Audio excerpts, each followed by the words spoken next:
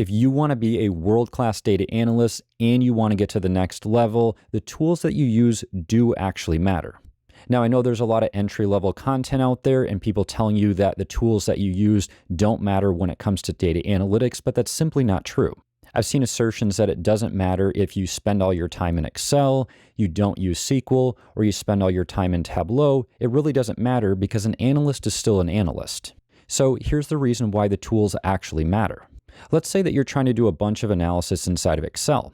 Roughly 20 years ago, I started working a lot with Excel, and I wasn't using SQL all that much because not a lot of people in the company were using SQL. However, I quickly learned that when I used SQL instead of using Excel like everybody else, I was so much faster at my job.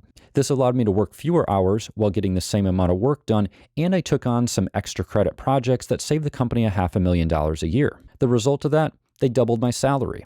Another example is found when a lot of people use visualization tools like Tableau and Power BI, and they try to do all their analysis in those tools.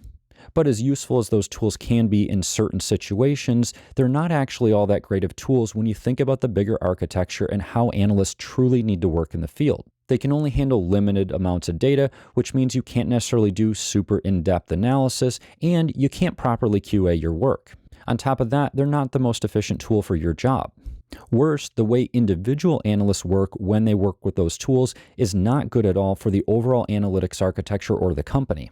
Now, I could keep making lists all day long about why these tools matter, but the takeaway here is, yes, tools matter to your efficiency and your success on the job. So if you want to be a world-class data analyst and you want to get to that next level, you truly have to know each one of your tools very, very well, and you have to understand the trade-offs of using one tool versus another.